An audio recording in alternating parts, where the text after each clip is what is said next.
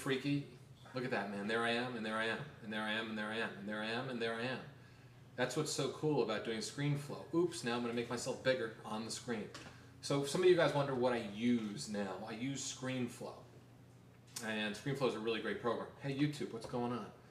Forgot to say hello to all of you guys on YouTube, man. It's so much fun. Now all of a sudden I feel the inkling to not shave ever again. But I feel the inkling to just kind of entertain you guys on YouTube all over again because some of you thought that I was no longer going to post videos again. What, 250 fucking videos isn't enough? I got to give you more free content?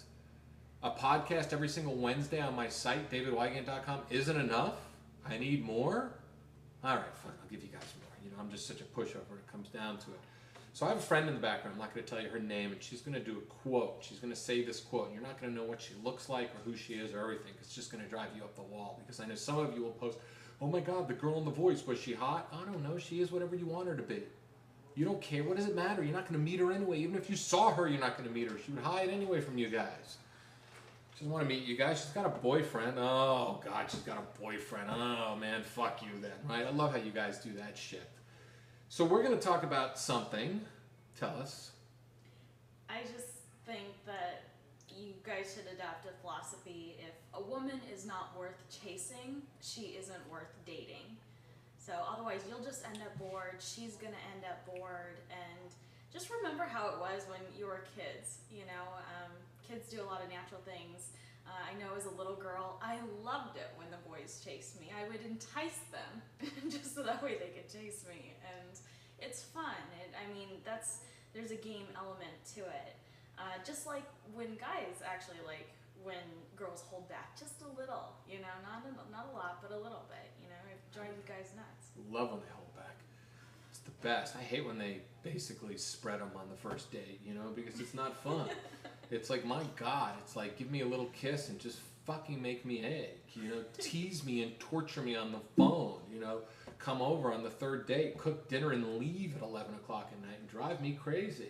Bring me back to the good old days of blue balls, you know, when I was 17, 16, Pam Fenton. That Pam Fenton, if you're ever watching these videos, Pam Fenton, you gave me the worst. You were the one who introduced me to the magic of blue balls. I remember when I got blue balls, it was the worst feeling I ever had. I was 16 years old, I got my driver's license, and I was driving this Dodge Crestwood station wagon, the ones with the wood paneling on the sides. Pam Fenton and I would make out in front of her house. She lived in this gigantic piece of property, but she lived in the guest house, and she was supposedly redoing the main house, so she didn't want to invite me in. So basically we'd make out for about 45 minutes to an hour, and then she'd tell me to go home. So by the time I went home, I couldn't get home because my balls were hurting so bad driving a 72 station wagon. Every fucking pothole I went over, I felt like a rat. You know those rats when you see them in the pet store, you know, they're dragging their balls along? By the time I got home, I was in such pain. I mean, my stomach was out to here. It was like full of gas. I'd call my friends up and they go, beat it. And I go, beat it? What are you fucking kidding? I can't even touch it to go to the bathroom. We like to be teased. Teasing is good, and we like to pursue. And women like to be pursued, and that's the biggest misconception in the entire world. It's not like when we were little kids, guys would chase girls, you know, and we'd chase them around the block, and it would be so much fun, you know, oh my God, you can't catch me, tag.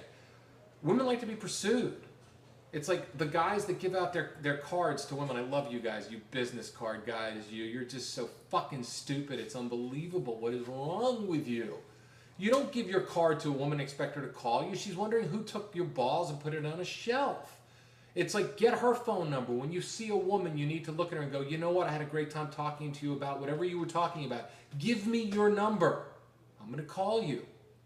Own it. Pursue her. Don't just go like this and whip out your wallet like this and go, hi there. Call me. She goes like that and rips it to a million pieces, throws it up in the air. She thinks you're a loser. She even takes that business card right here. Let's find a business card. Do I even have business cards? That's a good question. She takes that business card of yours and she goes like this, right? And then she passes it to one of her friends and goes, you call him. No, you call him. Sometimes they may phony phone call you. Remember phony phone calls? They were a blast. Or what they do is the minute you hand their card, they go like this. They go, thank you very much. And they throw it behind them. You as a man has to pursue. You make the phone call. You set up the date. Don't get on the phone with her and say, so what kind of food do you like? Oh, she's immediately going to think already, you're boring. You can't even figure out where to go. Why can't we go play miniature golf? Why can't we go play bowling? Why can't we go play frisbee in the park? You're going to sit there and watch. We're going to sit and watch each other chew over dinner for 25 minutes. And if we're bored, we're going to have to sit here for another 4 hours. Dinner dates suck. Have a plan. Hold on one second. It might be my date of the night. Well, I don't recognize that phone number. So anyway, call a woman with a plan in mind. Call her up after you got her phone number and just basically say to her, hey, you know what? Talk to her 10, 15, 20 minutes and go, you know what? I got a great idea. Thursday night, why don't we go bowling? Why don't we go take a walk? Why don't we go take our dogs for a run? Do something that's different. Different is good. Then on the date, instead of leaving her hanging after the date, which a lot of guys do because they love to leave her hanging. I love leaving her hanging, you know? I'm going to let her talk to all her friends and have her friends mind fuck her about all the things that she should have said on the date that she actually said, because you're going to be an asshole and you're going to wait 4 days to call her. That's not pursuing. That's playing games. That's acting stupid. So what I tell all guys to do at the end of the first date, close her for the second date. It's called pursuing. It's called sealing the deal. So at the end of the first date, listen with your ears. Listen to what she has to say. If she tells you she loves jazz at the end of the first date, go, oh my God, I know this great jazz place on the corner of 5th and Main. Why don't we go next Saturday? She'll be like, all right, because she's already has the high of the first date. She's high from hanging out with you. It's amazing. She thinks it's great. So now when she goes home and she gives the recap to all her friends, she says, this guy's so unbelievable. He asked me out at the end of the first date. It was fantastic. It was great. He likes me. He's pursuing me. He's making me feel wanted, and I might actually give up the punani to him. You guys have no idea how to get laid. You think playing games makes her turned on. No, it's called pursuing. She's looking forward to that Saturday. You do a check-in call or two in between to see how her week is going. You don't stalk her. You don't call her 15 times. You don't look like you're desperate by calling her every single day. You maybe send her a text, send her an email, and call her a couple of times. Then when you have the second date, you got the jazz date, you're having an absolute blast, and what do you do at the end of the second date? You close her for the end of the third date. Oh, it's called romance. And then she says, my God, this guy's amazing. He listens to everything that I say. We're now going to go, and we're going to go to the ball game, because I haven't been to a ball game since I was a kid, and it's bobblehead night. I told him I love bobbleheads, and all of a sudden, he's taking me to bobblehead night. And what happens at the end of that third date? Magic, right? All of a sudden, the sexual juices come flying. Everything comes flying. Because you played it 100% right. You pursued her like a man and you claimed her like a man.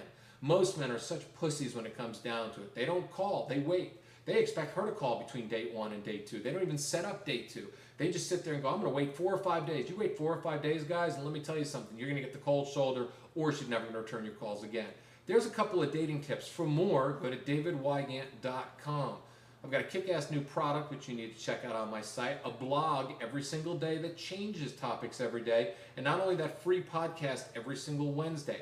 davidwygant.com. If you want to know where the little link is, it's up there in the corner. You see the corner up there? You're watching the video right now. There's a little link up there that says about the video with my name. You can just kind of click on it right then and there. Thanks. Talk to you guys soon.